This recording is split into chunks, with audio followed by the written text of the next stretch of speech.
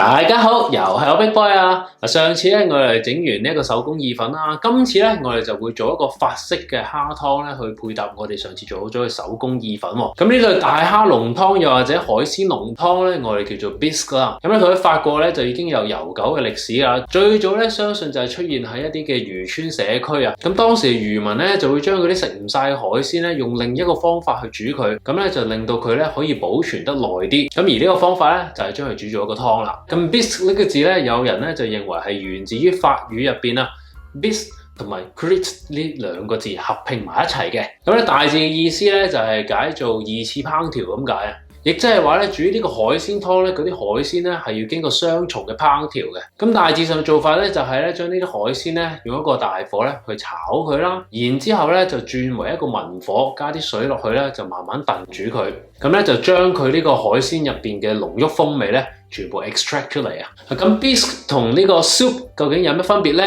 咁簡單啲嚟講 bisque 咧通常都係用一啲魚骨啊或者海鮮咧去煮一個湯出嚟。咁咧就將佢海鮮入邊嘅風味咧全部提取晒出嚟啦，而且咧 bisque 咧係會落多少少 cream 嘅，咁咧我哋食起上嚟嘅時候咧就會絲滑啲啦嗰個口感。而另一方面咧 soup 咧用嘅食材咧就廣泛啲，唔係限死於呢個海鮮，就可以譬如有蔬菜啊、番茄啊，又或者係肉類啊等等咁樣。咁而口感方面咧，亦都會有多啲嘅變化啦。譬如 soup 咧可以係一個清湯啊，又或者入邊咧可以有多啲唔同嘅菜粒啊、肉粒啊咁樣，咁連埋嗰啲湯咧一齊嚟食。咁呢個咧就係一個 soup 同埋 bisque 最大嘅分別啦。咁今次咧我哋就做一個 prawn bisque 啦，但係其實咧同樣嘅做法咧，你都可以 apply 喺唔同嘅海鮮度。例如咧，你話唔想食蝦喎，你可以咧用蟹，又或者咧用龍蝦都得。咁咧就會有crab bisque 啦，或者咧係一個嘅 lobster bisque。咁嗰個煮法咧係完全一模一樣嘅。咁煮完個湯之後咧，當然你可以就咁飲啦，又或者咧好似我哋今次咁樣咧，就會用翻上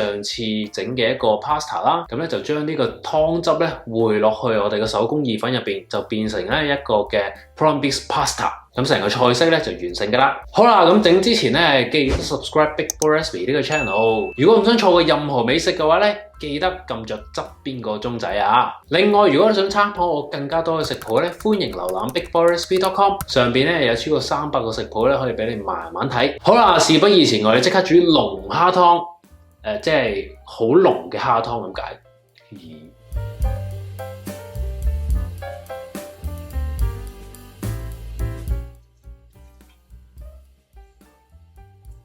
好，我哋逐樣材料處理。首先係洋葱啊，將洋葱切一半，切走個洋葱頭，然後順住啲洋葱紋直切，再打橫切幾刀，最後咧將洋葱切碎。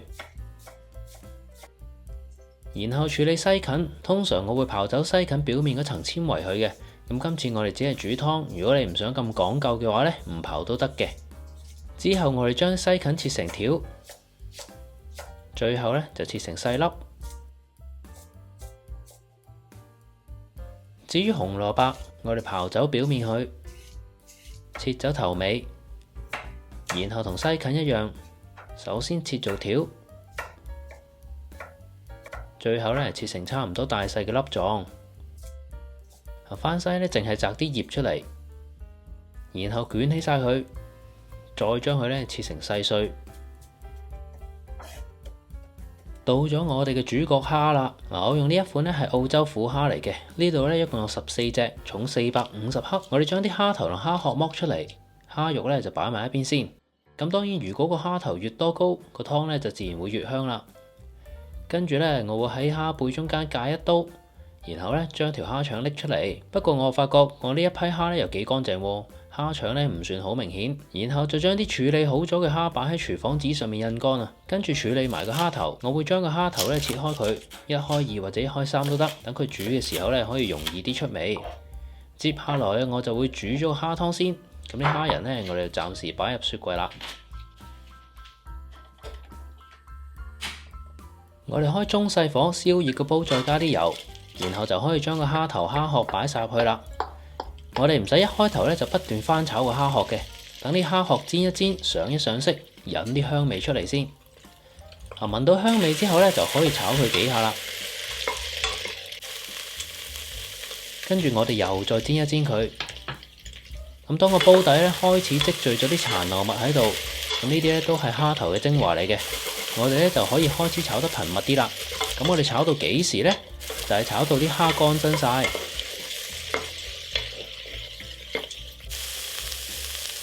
煲底開始變得較為深色，啲蝦頭蝦殼咧必須要咁樣炒一輪，煮出嚟嘅蝦湯先至會香濃噶。呢個時候我哋就可以加埋洋葱、西芹同埋紅蘿蔔，然後又係繼續翻炒，直至到所有蔬菜都變軟為止啊。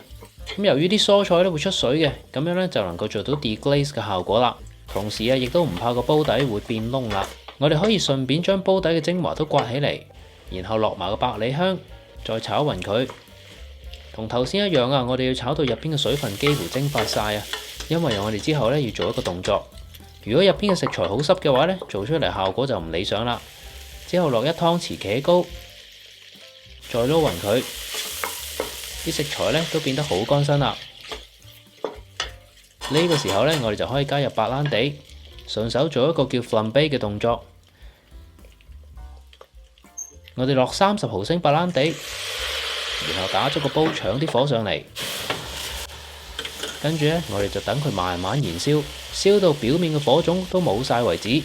等到燒完晒之後，我哋就可以再翻炒下入邊嘅食材啦。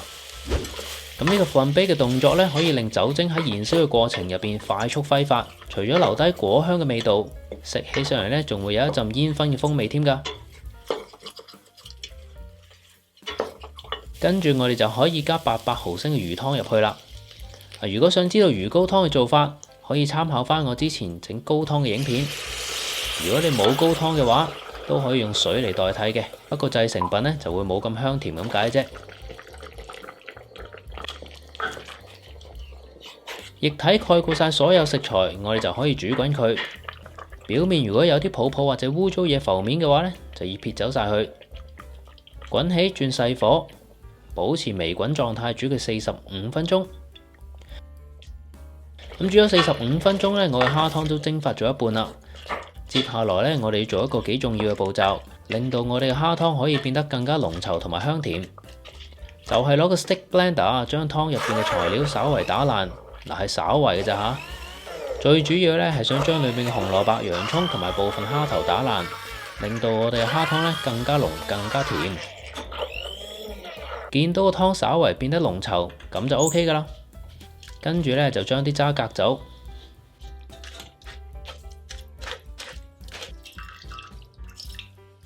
然後我哋再將個蝦湯加熱。如果你覺得個蝦湯都係唔夠濃嘅話咧，你可以喺呢個階段繼續煮個蝦湯 ，reduce 到理想嘅濃稠度。咁我覺得我呢個夠濃啦，最後加少少 cream，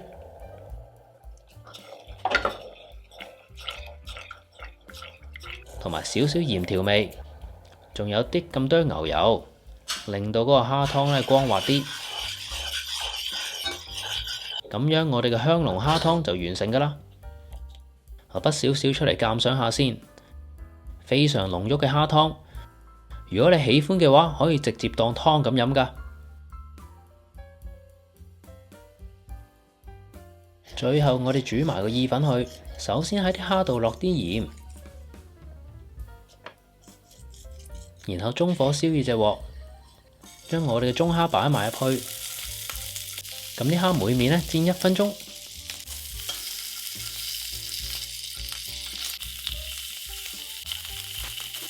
咁啲蝦我哋唔使煮到佢熟晒嘅，因為之後我哋會擺翻落個意粉度再煮一煮，然後就可以煮我哋嘅手工意粉啦。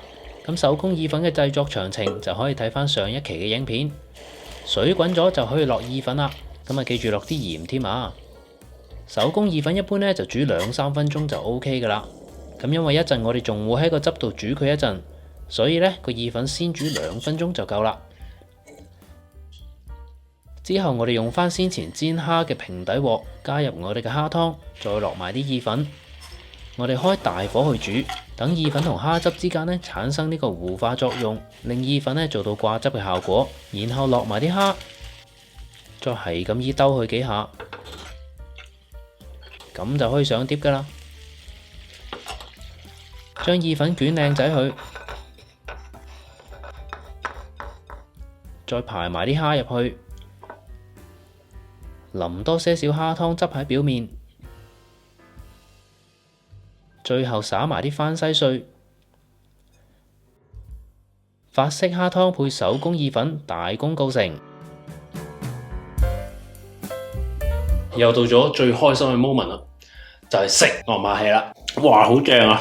嗰個蝦湯咧，食咗係有啲少少回甘嘅味道啦，但係又非常之甜啊！即係要喺個口入邊咧細細咁樣品嚐。嗰個手工意粉都非常之好食啦，我覺得係有彈牙嘅口感嘅。